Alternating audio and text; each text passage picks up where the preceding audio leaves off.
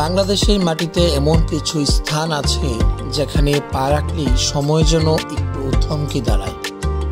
ময়মনসিংহ শহরের এক কোণে ব্রহ্মপুত্র নদ ঘেঁষা গড়ে ওঠা জয়নুল আবেদিন সংগ্রহশালা তেমনই এক জায়গা।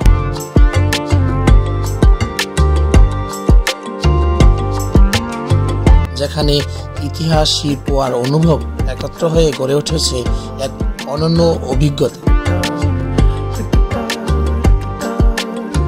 আমি গিয়েছিলাম রোদেলা দুপুরে, মন জোড়ানো সবুজের মাঝ দিয়ে ট্রেনে রিক্সা করে পৌঁছে গেলাম জয়নুল আবেদিন পার্কে।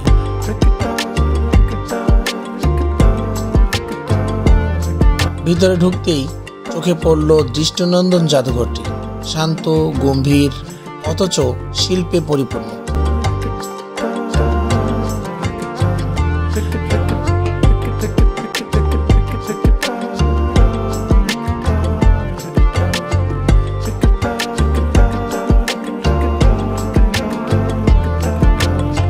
যেখানে রয়েছে শিল্পাচার্য জয়নুল আবেদিনের আঁকা অজস্র চিত্রকর্ম।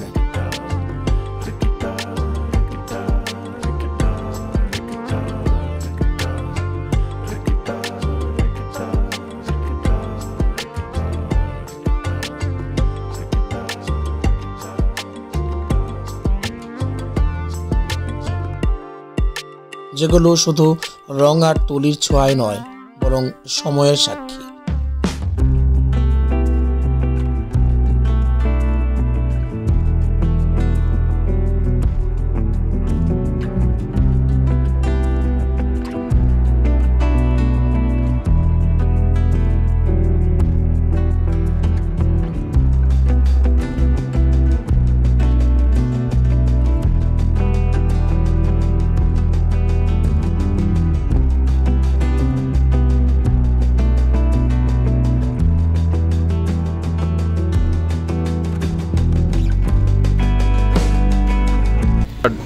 আসসালামু আলাইকুম ভিউয়ার্স, আমরা আজকে আসছি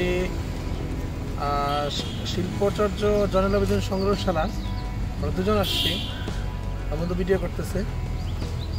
আজকে আপনাদেরকে পুরো যে জয়নুল আবেদিন সংগ্রহশালার ভিতরে কী কী আছে সব কিছু দেখানোর চেষ্টা করবো। আশা করি ভালো লাগবে।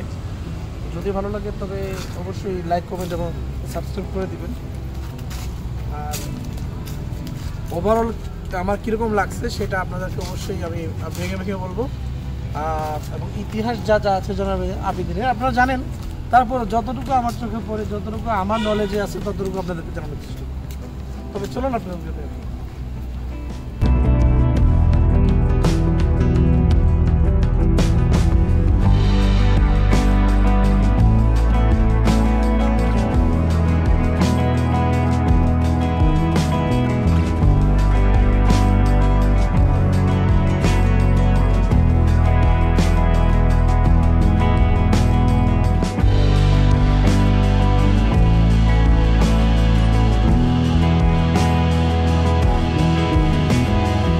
তার দুর্ভিক্ষের চিত্রমালাগুলো, যেখানে বাংলার 1943 সালের ভয়াবহ দুর্ভিক্ষের ভয়াবহতা ফুটে উঠেছে নিখুঁত দৃষ্টিভঙ্গিতে। প্রতিটি রেখা যেন কেঁদে ওঠে, প্রতিটি ছায়া যেন কোনো গল্প বলে। এই জাদুঘরটি গড়ে উঠেছে 1975 সালে শিল্পাচার্যের স্মৃতিকে সম্মান জানিয়ে। এখানে আছে তার ব্যবহৃত নানা বস্তু, পত্রপত্রিকা, এমনকি হাতে আঁকা স্কেচ বুকও। ভ্রমণ পিপাসুদের জন্য এটি শুধু একটি গন্তব্যই নয়, বরং একরকম আত্মা ছুঁয়ে যাওয়া অভিজ্ঞতা।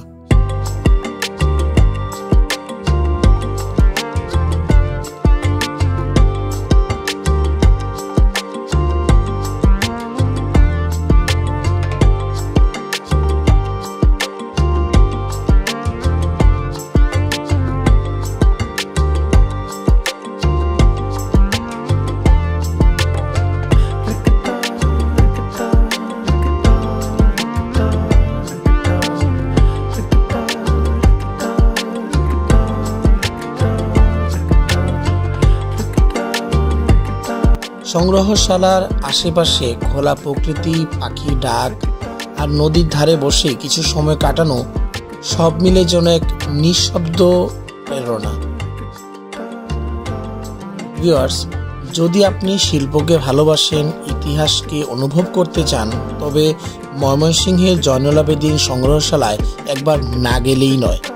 এই জায়গাটি মনে করিয়ে দেয় একজন শিল্পী কেবল রঙে নয়, বরং সময়কে আঁকেন হৃদয়ের গভীরতা দিয়ে। ভিউয়ার্স, আমাদের ভিডিও পর্ব আজ এই পর্যন্তই ছিল। যদি আপনাদের কাছে আমাদের ভিডিও ভালো লাগে তবে লাইক, কমেন্ট এবং সাবস্ক্রাইব করে পাশে থাকার অনুরোধ রইল। সবাই ভালো থাকবেন, সুস্থ থাকবেন। আসসালামু আলাইকুম।